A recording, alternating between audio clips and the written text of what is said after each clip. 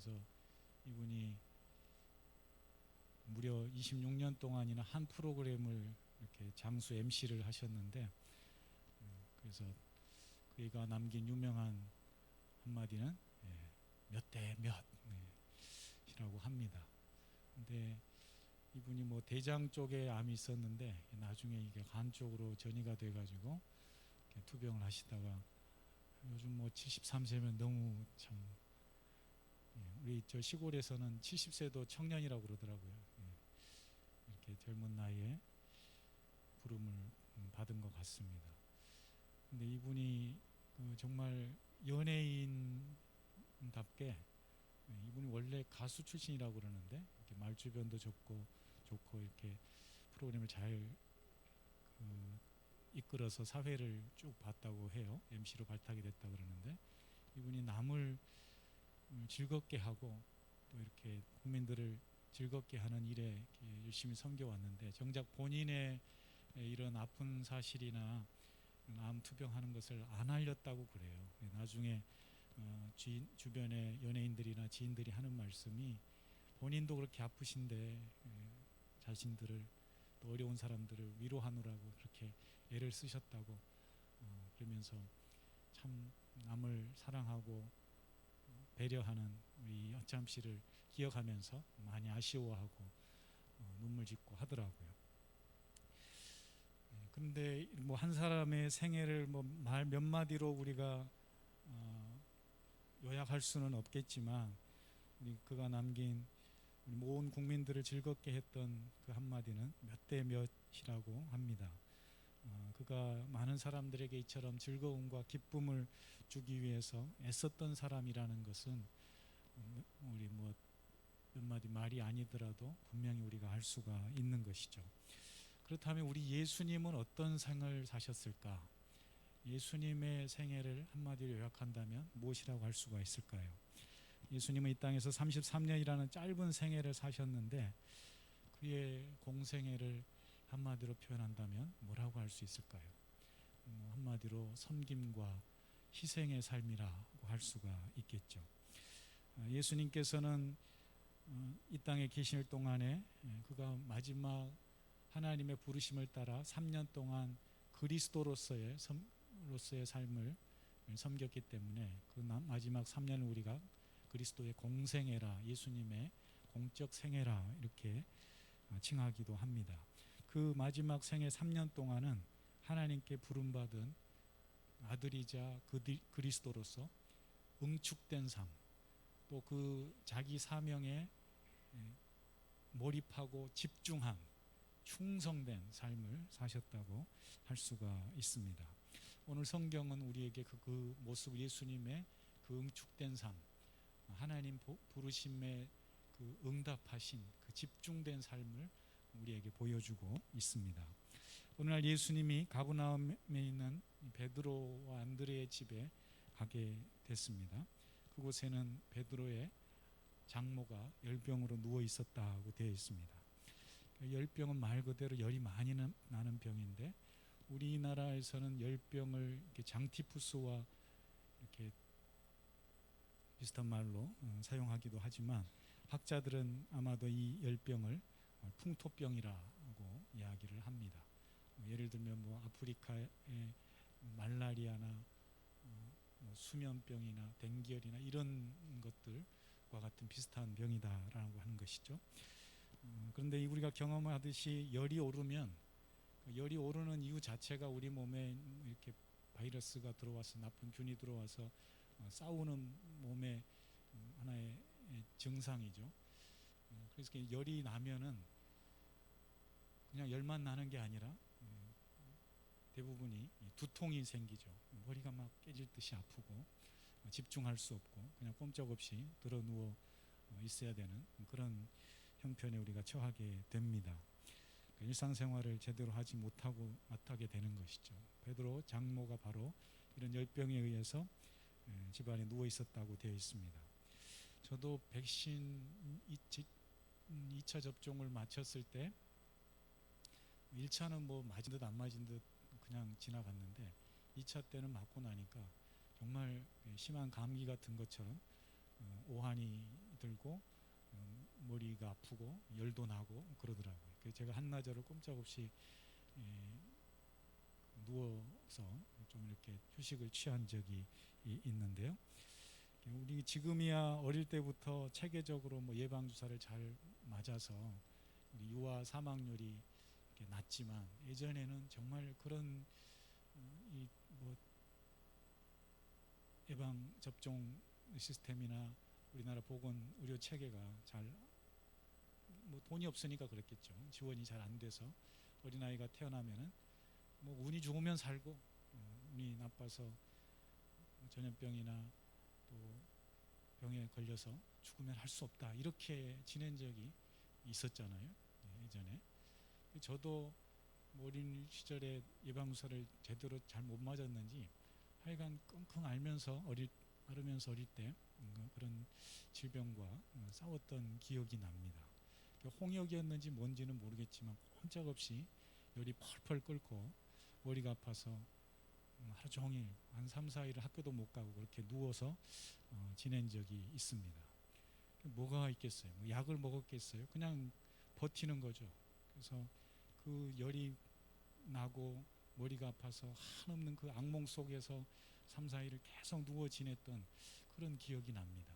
겨우 어머니가 일을 마치고 돌아와서 그 열 머리에 제 이마에 손을 거친 그 손을 얹으면서 열 체크하는 거 그게 전부였던 것 같아요. 그래도 여기 이렇게 살아 있으니까 감사하죠. 오늘이 제가 53세를 맞는 생일인데요. 한편으로 돌아보니까 너무 감사한 거죠. 여기 살아 있는 게 감사하지 않아요? 예수님보다 20년을 더 살았으니까 감사하기도 하고 또 이렇게 부족한 사람이 많은 성도들의 사랑을 받고 또 기도해 주시고 염려해 주시고 이렇게 몸된 교회를 섬기고 있다는 것 그 자체가 너무나도 감사한 거죠. 감사하고 감격스럽고 그렇게 우리가 이전에 살아왔습니다. 우리 인간이 걸릴 수 있는 질병이 뭐 14만 가지라고 하는데요.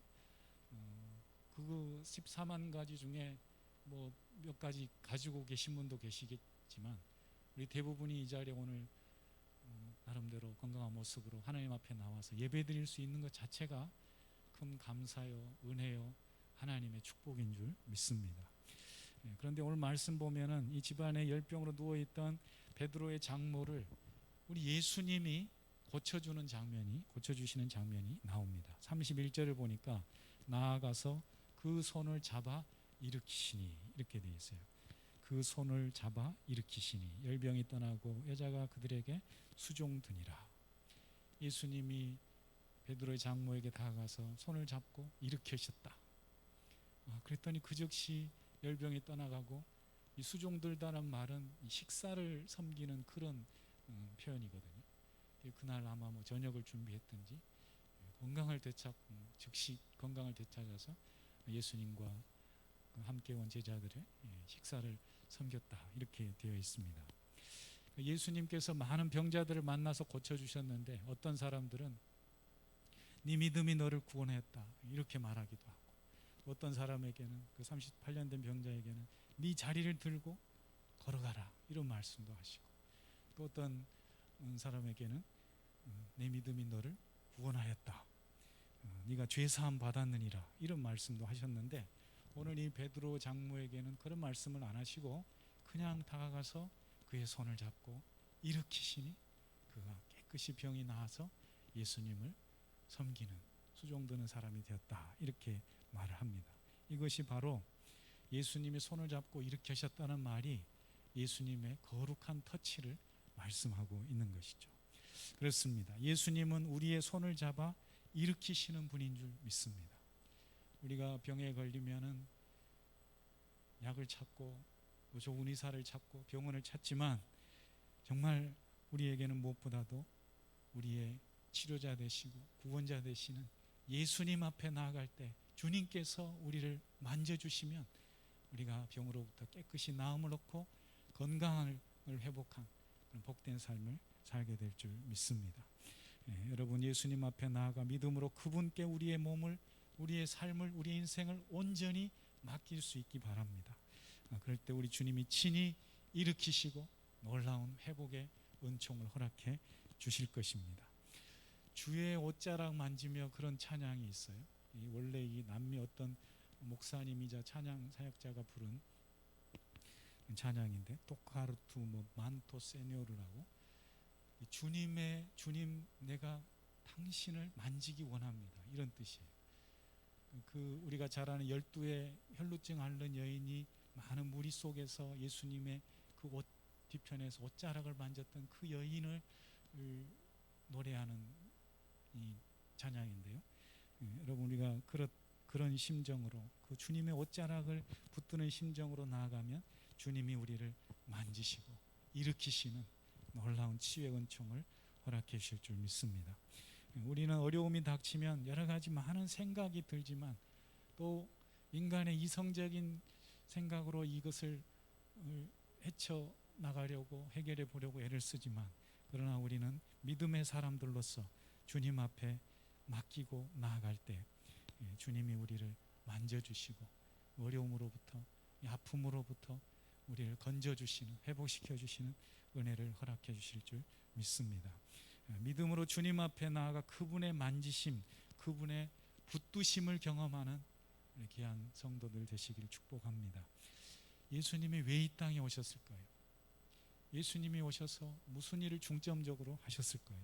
복음서는 우리에게 말해줍니다. 예수님은 병 고치고 귀신 쫓아내고 천국 복음 전하는 이 일을 위해서 이 땅에 오셨다고 말씀합니다. 이것을 예수님의 핵심 사역, 중점 사역이라고 표현을 합니다. 가르치고 티칭, 치료하고 힐링, 또 프리칭, 선포하신, 천국 복음을 선포하신, 이것을 예수님의 3대 사역이라고 이야기를 하는 것이죠. 이것뿐인 거예요. 다른 것은 없는 것이죠. 예수님은 이 사역을 위해서 중점적으로, 집중적으로 공생의 기간 동안 이 일을 위해서 힘쓰셨습니다.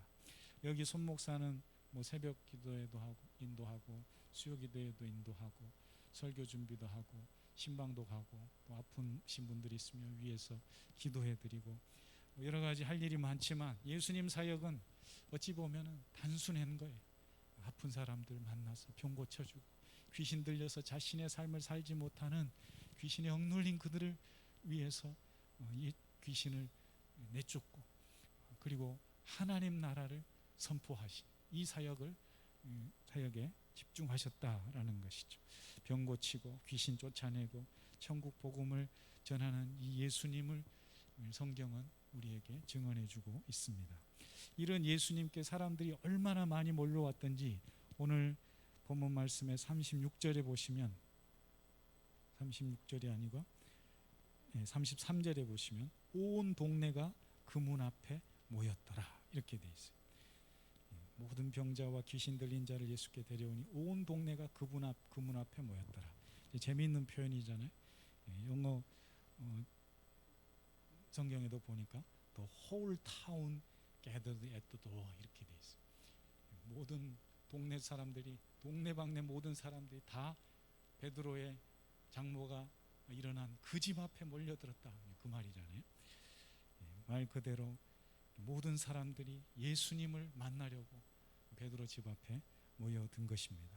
그런데 우리가 여기서 모르는 한 가지가 있는데, 예수님은 이 많은 사람들을 감당하시고 또 병 고치고 가르치고 또 선포하는 이 사역을 위해서 우선적으로 하신 일이 있다라는 것을 오늘 본문 우리에게 가르쳐주고 있어요.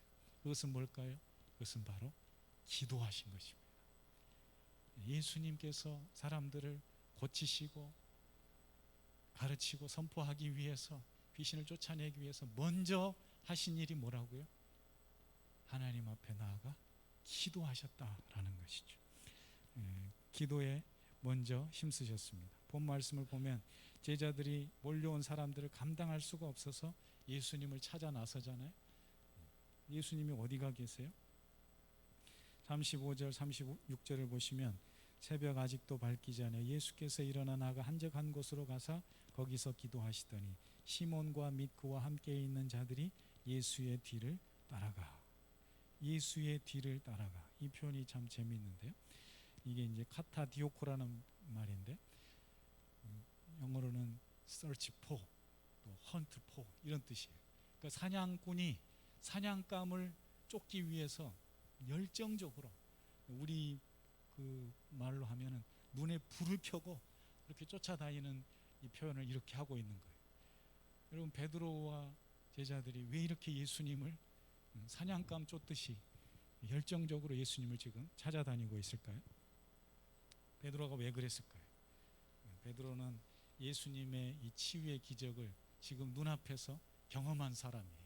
자신의 장모가 끙끙 앓면서 누워있던 그 장모가 예수님이 손잡아 일으키실 때 벌떡 일어나서 깨끗이 나음을 얻고 예수님을 섬겼던 것을 눈으로 목도한 사람이에요. 예수님의 치유의 기적을 직접 경험했단 말이죠. 그러니까 나름대로 지금 베드로는 흥분해 있어요. 이런 예수님을 더욱 알리고 이런 예수님과 이제 앞으로 큰 일을 행할 것에 대한 들뜬 마음이 있었다라는 것이죠. 이 기적을 행하시는 예수님과 함께 뭔가 또 큰 일을 하고 싶은 그런 조바심, 이런 마음들이 있었다라는 것이죠. 그러나 그런 예수님께서 이제 말 한마디 없이 밤사이에 사라졌으니까 속으로 얼마나 애가 탔겠습니까? 도대체 이 많은 사람들을 두고 우리 예수님은 어디 가신 거야? 좀 짜증 섞인 마음으로 찾아 나섰을지 모르겠습니다. 그런 짜증난 마음으로 예수님을 사방팔방 지금 찾아다니고 있는 것이죠. 하지만 그 시간 예수님 어디 계셨다고요? 예수님은 한적한 곳에서 기도하고 계셨다, 이렇게 돼 있어요. 시간적으로 아직 새벽이 밝기 전에라고 했는데, 그러니까 아침 일찍 모두 피곤해서 모두가 잠들어 있는 그 시간에 새벽같이 일어나서 예수님이 나가셨을 수도 있고, 아니면 예수님이 더 일찍 나가서 밤새 기도하시는 가운데서 새벽녘에 이 제자들이 깨어보니까 주님이 안 계시니까 지금 예수님을 찾아 나서고 있는 그런 모양새입니다. 어쨌든 눈에 지금 불을 켜고 베드로가 예수님을 열심히 찾아다닙니다. 그러나 예수님은 지금 한적한 곳에서 기도하고 계십니다. 이런 베드로, 열심히 예수님을 찾아다니는 베드로와 한적한 곳에서 하나님 앞에 간절히 기도하고 있는 예수님의 모습이 매우 대조적으로 우리에게 다가옵니다. 베드로는 몰려든 사람들로 인해서 이 대중적인 인기를 지금 즐기면서 뭔가를 막 해보고 싶은 그런 마음에, 들뜬 마음에 고무되어서 예수님을 찾고 있지만은, 예수님은 이런 상황 가운데서도 우리의 진정한 능력이 되시는, 우리의 생명의 근원이 되시고 치료의 은혜를 공급해 주시는 그 하나님 아버지 앞에 나아가 무릎 꿇고 있다라는 것이죠. 그 하나님의 뜻을 구하며 본질에 더욱 충실한 삶을 살고 있음을 보게 됩니다. 여러분, 기도는 한가한 사람이 한가한 시간에 할만하니까 하는 게 아니에요. 기도는 정말 우리의 삶의 밑바탕과 같아요. 기초가 없으면 무너지듯이 우리 신앙에 기도는 우리 신앙을 든든히 세우는 기초와 같다라는, 기둥과 같다라는 거예요. 우리가 기도할 때 우리는 하나님의 사명을 더욱 충실하게, 이 본질적 사명에 더욱 본연에 충실한 삶을 살게 될 줄 믿습니다. 그래서 우리에게 기도가 필요합니다. 우리가 우선적으로 해야 될 사명, 또 하나님이 우리에게 맡겨주신 그 사명을 감당하기 위해서 가장 우선적으로 또 먼저 필수적으로 해야 될 것이 뭐라고요? 바로 기도라는 것이죠. 그래서 기도는 우리 성도들의 본분이자 사명이라고 할 수가 있습니다. 사랑하는 성도님들, 요즘 여러분은 무엇을 찾고 무엇을 구하고 있습니까? 우리가 진정으로 찾고 구하는 것은 또 무엇이어야 됩니까? 요즘 코로나로 인해서 모두가 죽겠다고 아우성인 시대를 살아갑니다. 이런 시대에 우리가 무엇에 집중하며 살아가야 할까요? 정치인들은 정치인들대로 자기들이 이 국가적 위기로부터 건져낼 수 있는 적임자라고 나서서 표를 구하고 있습니다. 또 서민들, 소상공인들은 코로나 때문에 다 망하게 되었다, 죽게 되었다, 이렇게 하소연합니다. 어찌하든 우리 모두가 이 코로나라는 이 억눌림으로부터, 통제로부터 속히 벗어나기를 간절히 바라고 있습니다. 어떻게든 이 코로나로부터 살아날 길을, 벗어날 길을 우리가 찾고 있는 것이죠. 코로나가 심해질수록 사람들은 더 안전한 곳을 찾아서 떠납니다. 사람들이 더 없는 곳으로, 한적한 식당으로 우리가 이렇게 더 찾아다니지만, 또 우리가 코로나가 아니더라도 우리는 아프면은 참 건강이 제일이라고, 건강이지만 아무것도 못 할 수 없으니까 이 병을 위해서 좋은 의사를 찾아다니고 좋은 병의원을 찾아다니고 그러는 것이 우리의 모습입니다. 그러나 여러분 기억하십시오. 우리가 진정 찾아야 할 분은 오직 예수님 한 분뿐인 줄 믿습니다. 우리의 진정한 치료자 되시는, 우리에게 가장 좋은 것으로 채워주시고 선물해 주시기를 원하시는 그 주님 앞에 나아가 우리의 삶을 온전히 의탁해야 될 줄 믿습니다. 그래서 기도가 필요한 거예요. 주님만을 찾는 기도, 또 연약한 성도들을 위해서 우리가 함께 중보하는 그 중보가 너무나도 소중합니다. 야고보서 5장 말씀 보니까 너희 중에 병든 자가 있느냐, 장로들을 초청하여 기름을 붓고 또 너희가 함께 기도하라고. 믿음의 역사는 믿음의 기도는, 의인의 기도는 역사는 힘이 있다고 이렇게 우리에게 말씀해 주고 있습니다. 여러분, 우리 성도들 가운데 연약한 사람들이 너무 많잖아요. 제가 성도들을 위해서 기도할 때마다 참 마음이 아파요. 건강하셔야 되는데, 더 건강하게 하나님 주신 복된 삶을 누려야 되는데, 우리 예레미야 3장 33절 말씀에 그런 말씀 있잖아요. 주님이 우리에게 원하시는 마음이 뭐라고요? 주께서 인생으로 고생하게 하시며 근심하게 하심이 본심이 아니다, 이렇게 말씀하시죠. 여러분, 하나님 아버지는 우리가 아프신 것 원하지 않는 줄 믿습니다. 건강하게 이 땅 가운데서 하나님의 복을 누리며 살아가기를 원하는 줄 믿습니다. 어젠가 그젠가도 우리 본사님 80이 넘으셔서 여전히 만두를 이쁘게 빚으셔가지고 목사님 이거 끓여 드세요. 그리고 유모차를 정성껏 싣고 오셨어요. 눈물이 나요. 우리 권사님 저 만두를 제가 얼마나 더 얻어먹을 수 있을까?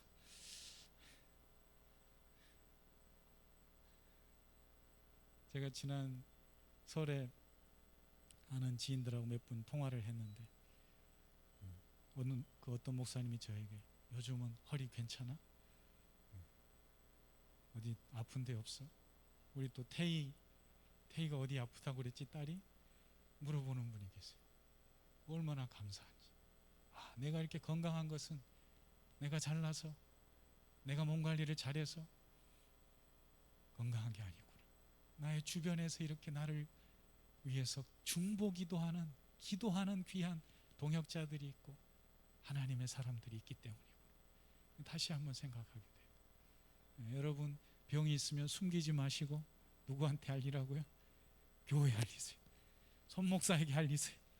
우리가 함께 기도할 때 우리 주님이 친히 손을 잡아 일으키시고 치료하시고 회복시켜 주실 줄 믿습니다. 우리 허참 씨가 정말 남들 기쁘게 하는 연예인으로서 열심히 사셨지만 정작 본인이 아프시니까 다른 사람들에게 안 알렸다 그러잖아요. 왜? 폐가 될까 봐, 다른 사람들이 걱정할까 봐. 물론 그런 마음도 귀하지만은 여러분, 병은 알려야 돼요. 왜? 알아야 기도해 주니까. 오늘 말씀에도 보면은 30절에 그 말 이렇게 나오잖아요. 시몬의 장모가 열병으로 누워 있는지라 사람들이 곧 그 여자에 대하여 예수께 여짜온대. 이 병으로 알아 누운 이 여자에 대해서, 이 베드로의 장모에 대해서 예수님 앞에 가서 얘기를 하잖아요. 어떻게 하면 좋겠습니까? 예수님이 해결해 주시는 거예요. 여러분 함께 믿음으로 기도하며 우리를 치료하시는 그 하나님 예수님의 그 치유의 기적, 우리를 잡아 일으키시는, 회복시키시는 그 은혜를 경험할 수 있기를 축복합니다. 우리는 베드로처럼 사람들을 쫓아다니고 사람들에게 쫓겨다니는 그런 분주한 삶이 아니라 예수님이 보여주신 것처럼 생명의 근원 되신 하나님 앞에 나아가 기도하고 우리를 치료하시는 그 하나님 앞에 믿음으로 기도하고 믿음으로 말씀 붙들고 살아가는 저와 여러분이 될 수 있기를 축복합니다. 예수님은 단순히 기적의 주인공이 아니라 궁극적으로는 하나님 나라를 이 땅에 선포하신 분이에요. 왜 사람들의 병을 고쳐주고 귀신을 쫓아내고 천국 복음을 선포하셨겠어요? 하나님이 우리에게 주시고자 하는 가장 좋은 선물, 완성될 그 하나님 나라를 우리에게 미리 보여주시는 거예요. 내가 너희에게 주고자 하는 것은 모든 질병과 아픔과 이 모든 억압이 없는 참된 자유와 기쁨이 있는 하나님 나라를 너희에게 주고자 합니다. 내가 이것을 보여주는 것은 곧 하나님 나라의 지금 축소판이다, 이렇게 이야기하시는 거예요. 우리가 아파트를 들어가기 전에 견본 주택이라고 모델 하우스에 들어가자 보잖아요. 그걸 보고 이렇게 생겼구나라고 보듯이 그게 들어가서 살 집은 아니지만 그러나 그걸 보고서 우리가 들어갈 집을 알잖아요. 예수님이 오셔서 하신 공생의 사역은 하나님 나라의 그런 버전이에요. 그걸 뭐라 그러지? 우리 젊은 사람들 정식 버전이 아니라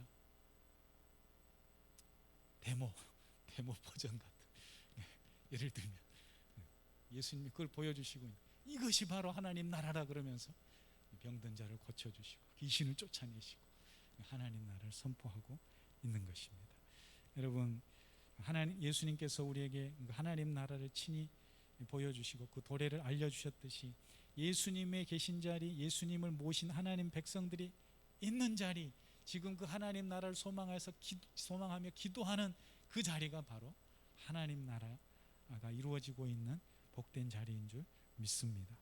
바라기는 우리 모두가 예수님 앞에 나아가 진정한 이런 영적 힘을 공급받고 치유의 은혜를 경험하고 우리의 살아가는 삶의 자리가 하나님 나라로 변화되어 가고 있음을 우리가 먼저 경험하고, 또 아직도 하나님을 알지 못하는 영혼들, 진정한 치유와 참된 쉼과 안식, 회복을 모르는 많은 영혼들에게 나아가서 치료의 하나님을 전하고 참된 구원을 주신 예수 그리스도를 증거하는 진정한 하나님 나라 백성들이 다 될 수 있기를 주님의 이름으로 축원합니다. 기도하겠습니다. 하나님 아버지, 감사합니다. 우리를 사랑하시어 이 땅 가운데에서 살게 하시되 하나님 나라 백성으로서 천국 소망을 안고 또 하나님 나라 완성의 꿈을 안고 이 땅 가운데서 말씀을 붙잡고 소망 가운데 살아가게 하시니 감사합니다. 우리도 예수님처럼 치유를 경험하고 회복을 경험하고 우리가 만난 그 예수님을 또 세상 속에 나아가 담대히 전할 수 있는 복된 인생들 되게 하여 주시옵소서. 예수님의 이름으로 기도합니다.